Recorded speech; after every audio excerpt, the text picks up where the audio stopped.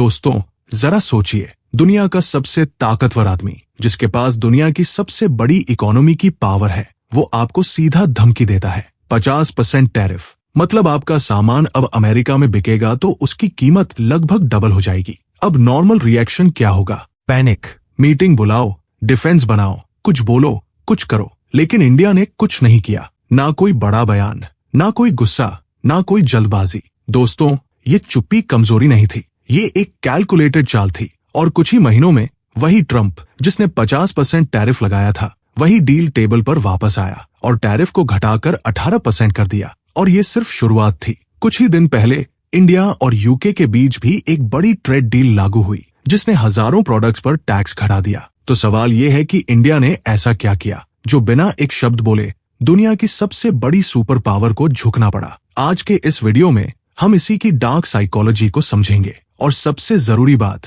हम ये सीखेंगे कि आप अपनी जिंदगी में, अपने नेगोशिएशन में, अपने प्रेशर वाले पलों में इसी स्ट्रैटेजी को कैसे इस्तेमाल कर सकते हैं। Lesson 1, calculated patience. दोस्तों, सबसे पहले समझते हैं कि हुआ क्या था। जब ट्रंप ने इंडिया पर 50% टैरिफ लगाया तो उसकी वजह थी इंडिया का रशिया से सस्ता तेल खरीदना। अमेरिका चाहता था कि इंडिया ये तेल खरीदना बंद करे। अब यहाँ पर एक बड़ी गलती लोग अक्सर करते हैं। जब कोई हम पर प्रेशर डालता है तो हमें लगता है कि हमें तुरंत कुछ बोलना है, तुरंत कुछ साबित करना है। लेकिन इंडिया ने बिल्कुल उल्टा किया। इंडिया ने चुपचाप रशिया से तेल खरीदना जारी रखा। कोई बड़ा बयान नहीं, कोई पब्लिक फाइट नहीं। दोस्तों, इसे कहते हैं कैलकुलेटेड पेशेंस। ये कोई कमजोरी नहीं है, ये एक जानबूझकर लिया गया फैसला है। इसके पीछे की साइकोलॉजी को समझिए। जब आप किसी प्रेशर के सामने तुरंत रिएक्ट करते हैं तो आप अपनी पावर उस दूसरे इंसान को दे देते हैं। आप उसे बता देते हैं कि उसकी धमकी काम कर रही है। लेकिन जब आप शांत रहते हैं, जब आप अपना स्टैंड बदलते नहीं, तो आप एक अलग मैसेज भेजते हैं। आप कहते हैं, मुझे इस डील की उतनी जरूरत नहीं जितनी तुम सोचते हो। और यही असली गेम था। इंडिया जानता था कि अमेरिका को भी इंडिया की जरूरत है, चाइना के खिलाफ एक काउंटर पावर के तौर पर, एक बड़े मार्केट के तौर पर और एक बड़े मैन्युफैक्चरिंग बेस के तौर पर। तो इंडिया ने सिर्फ टाइम को अपने पक्ष में काम करने दिया। दोस्तों, अब जरा अपनी जिंदगी में सोचिए। जब आपका बॉस आप पर प्रेशर डालता है, जब कोई क्लाइंट आपको उल्टी सीधी डेडलाइन देता है, जब कोई रिश्ते में आपको इमोशनली दबाने की कोशिश करता है, तो आपका पहला रिएक्शन क्या होता है? ज्यादातर लोग तुरंत रिएक्ट करते हैं, माफी मांगते हैं या गुस्से में कुछ बोल देते हैं। लेकिन असली पावर वाले लोग रुकते हैं, वो सोचते हैं, वो अपना स्टैंड बदले बिना शांति से जवाब देते हैं। और यही फर्क बनाता है एक कमजोर इंसान और एक अनस्टॉपेबल इंसान के बीच।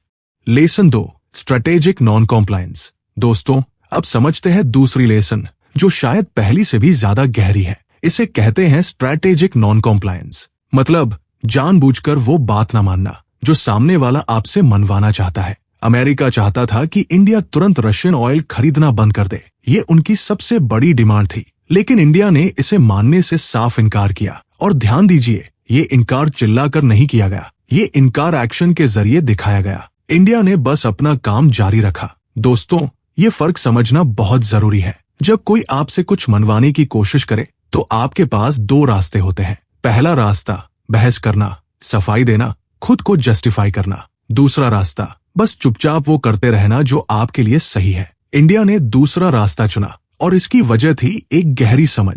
इंडिया जानता था कि अगर वो बहस में उलझ गया तो वो कमजोर दिखेगा, लेकिन अगर वो बस अपना काम करता रहा तो टाइम खुद उसकी बात साबित कर देगा। और यही हुआ भी। कुछ महीनों में ग्राउंड रियलिटी ने अमेरिका को मजबूर कर दिया कि वो अपनी पोजीशन सॉफ्ट करे, क्योंकि अमेरिका को पता चल गया कि इंडिया डरने वाला नहीं है और इंडिया को दबाने से अमेरिका का ही नुकसान होगा। चाइना के मुकाबले उसकी स्ट्रैटेजिक पोजीशन कमजोर होगी। दोस्तों, ये लेसन आपकी जिंदगी में सीधा लागू होता है। मान लीजिए फैमिली में कोई आप पर कोई गलत डिसीजन थोपने की कोशिश करता है, या ऑफिस में कोई आपसे ऐसा काम करवाना चाहता है जो आपके प्रिंसिपल्स के खिलाफ है। आपको बहस करने की जरूरत नहीं है, आपको बस अपने स्टैंड पर टिके रहना है, शांति से, बिना ड्रामा किए। जो लोग बार बार सफाई देते हैं, बार बार जस्टिफाई करते हैं, वो अपनी पावर खुद कमजोर करते हैं। लेकिन जो लोग चुपचाप बिना बहस किए अपने प्रिंसिपल्स पर टिके रहते हैं, वो असली रिस्पेक्ट कमाते हैं। और यही स्ट्रैटेजिक नॉन कॉम्प्लायंस की असली ताकत है।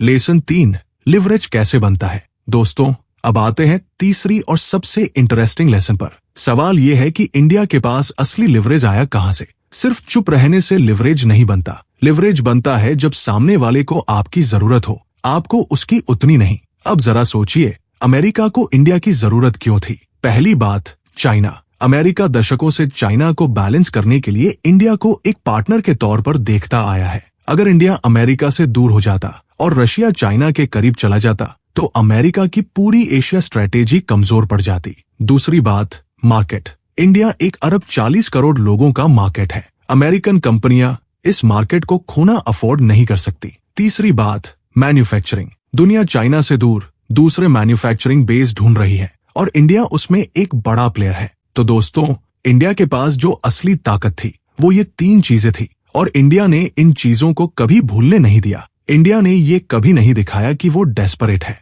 इसी वजह से जब इंडिया यूके ट्रेड डील भी लागू हुई तो वो भी इसी लिवरेज की एक कड़ी थी। इंडिया ने एक के बाद एक अपनी पोजीशन मजबूत की। अब दोस्तों, यहाँ पर सबसे बड़ी लेसन है, लिवरेज बाहर से नहीं आता। लिवरेज तब बनता है जब आप अपनी असली वैल्यू को समझते हैं। बहुत सारे लोग निगोशिएशन में इसलिए हार जाते हैं क्योंकि उन्हें खुद नहीं पता होता कि उनकी वैल्यू क्या है। मान लीजिए आप जॉब में सैलरी नेगोशिएट कर रहे हैं। अगर आपको नहीं पता कि आपकी स्किल्स कितनी वैल्यूएबल है तो आप कम में मान जाएंगे। लेकिन अगर आप जानते हैं कि कंपनी को आपकी जरूरत क्यों है तो आप शांति से अपनी बात मनवा सकते हैं बिना गिड़गिड़ाए। लिवरेज कोई ट्रिक नहीं है, ये सेल्फ अवेयरनेस है। आपको पता होना चाहिए आप टेबल पर क्या लाते हैं और सामने वाले को आपकी कितनी जरूरत है। जिस दिन ये क्लियर हो जाता है उस दिन से आप कभी डेस्परेट दिखेंगे ही नहीं।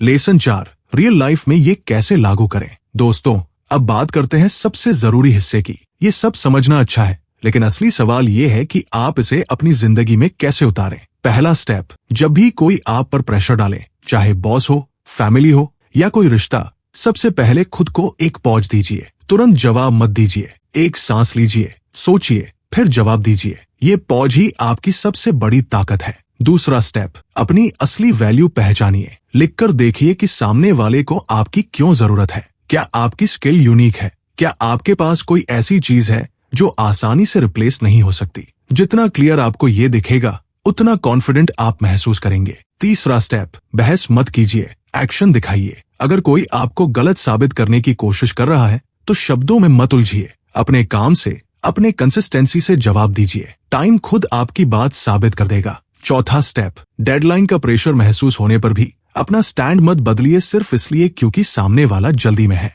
अगर आपका पॉइंट सही है तो टाइम आपके साथ है, उनके खिलाफ नहीं। दोस्तों, याद रखिए, इंडिया ने कोई मैजिक ट्रिक इस्तेमाल नहीं की। इंडिया ने बस 3 चीजें की, शांत रहा, अपने स्टैंड पर टिका रहा और अपनी असली वैल्यू को समझा। यही फॉर्मूला है जो किसी भी नेगोशिएशन में, चाहे वो जॉब हो, बिजनेस हो या रिश्ता, आपको जीत दिला सकता है।